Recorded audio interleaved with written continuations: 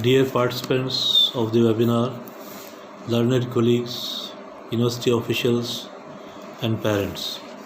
Today we are here to discuss a very important topic, that is skills awareness in the students or the youth. As we all know, life is a mixture of pleasures and pains, good and bad, graces and disgraces. For living our life fully well, we have to learn some life skills so that we may lead a smooth life. Students have their full life before them. If we teach them life skills, they may lead their life successfully. Well, when we say life skills, we should know the meaning of life skills. Life skills involve a group of physical and interpersonal skills which are interlinked with each other. Life skills are abilities for adaptive and positive behavior that enables individuals to deal effectively with the demands and challenges of everyday life. We can say that life skills are behaviors that enable individuals to adapt to and deal with the demand and challenges of life very effectively.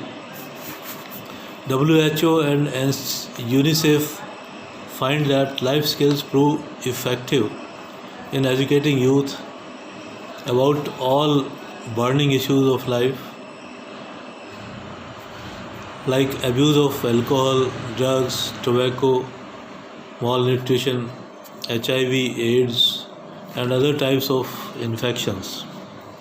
Life skill program is also effective in preventing school dropouts, violence among the youth, etc. This program can lay the foundation for the skills demanded in today's job market. We know that adolescence is a period when the intellectual, physical, social, emotional, and all other capabilities are very high. But unfortunately, most of the adolescents are unable to utilize their potential to the maximum due to many reasons. They have to face many emerging problems like global warming, famines, poverty, suicides, population explosion, alcoholism, drug abuse, sexual abuse, smoking, juvenile delinquency, and other antisocial acts. All these problems have adverse effect on the youth to a large extent. The new challenge requires an immediate and effective response from a socially responsible system of education. It is felt that the life skills can bridge the gap between the basic functioning and the capabilities. It enables the individual to meet the needs and demands of the present society. It helps the individual in dealing with all issues effectively.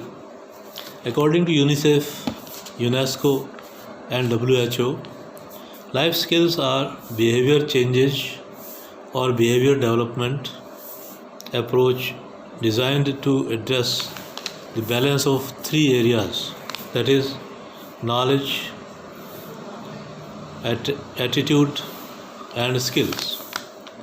These bodies have suggested 10 most important life skills. The first is self-awareness, second, critical thinking, third, creative thinking, fourth, decision making, fifth, problem solving, seventh, effective communication, interpersonal relationships, coping with stress, and coping with emotions. Self-awareness. Self-awareness involves recognition of oneself, one's own character, one's own strengths, and weaknesses, desires, likes and dislikes. Developing self-awareness can help to recognize due to which point or matter we feel stressed or feel under pressure. It is often a prerequisite to effective communication and interpersonal relationships, as well as developing our empathy with others.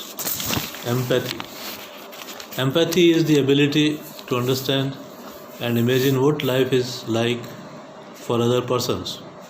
It is a capability to assess the feelings and emotions of other persons and act in a way not to hurt them.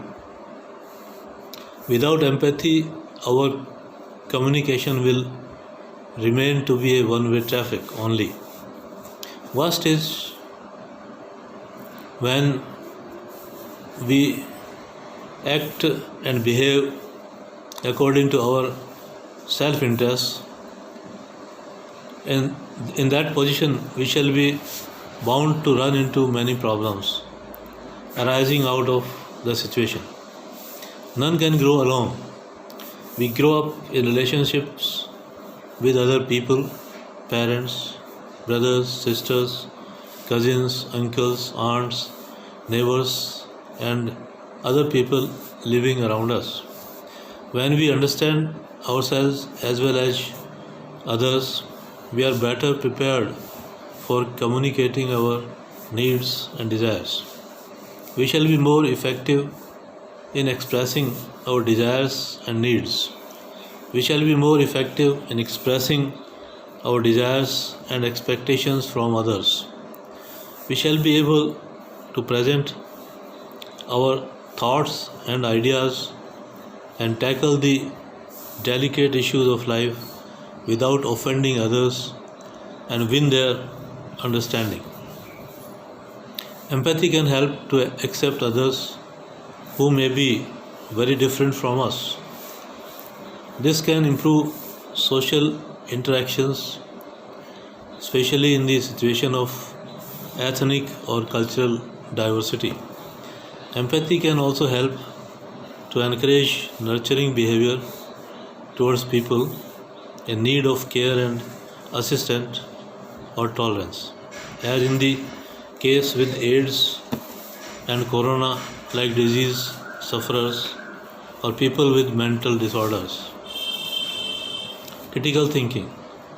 Critical thinking is an ability to analyze information and experiences in an objective manner. Critical thinking can contribute to health by helping us to recognize and assess the factors that influence attitudes and behavior, such as values, peer pressure, and the media. Creative thinking. Creative thinking is a novel way of seeing as doing things that is characteristic of four components: fluency in generating new ideas, flexibility, shifting perspectives easily, originality means conceiving something new, and elaboration means building another idea. Decision making. Decision making is a power to take proper decisions after analyzing things and then act. It helps us to deal constructively with our life. It can teach people how to take decisions actively about their actions in relation to health assessment of different options and what effects these different decisions may have. Problem solving. The skill of problem solving helps us in dealing with the problems of our life more effectively. Significant problems that are left unresolved can cause mental stress and give rise to accompanying physical stress. Interpersonal relationships. Interpersonal relationships help us to relate in positive way with people we interact with. This may mean being able to make and keep friendly relationships, which can be of great importance in our mental and social well-being. It may mean keeping good relations with family members who are an important source of social support. It may also mean being able to make and keep friendly relations. Effective communication. This skill means that we are able to express ourselves both verbally and non-verbally in the ways which are appropriate to our culture and situations. This means being able to express opinions and desires and needs and fears. It may also mean being able to ask for advice and help in the time of need and distress. Coping with stress.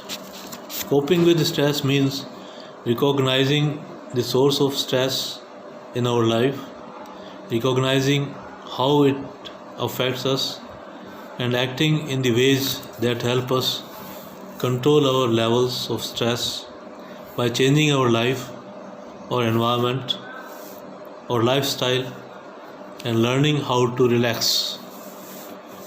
Coping with emotions. Coping with emotions means being involved in recognizing emotions within us and other beings.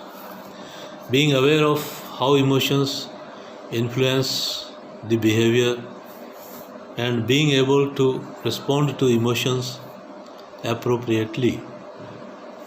Intense emotions like anger or sadness can have negative effects on our health if we do not respond to them properly. Need of training.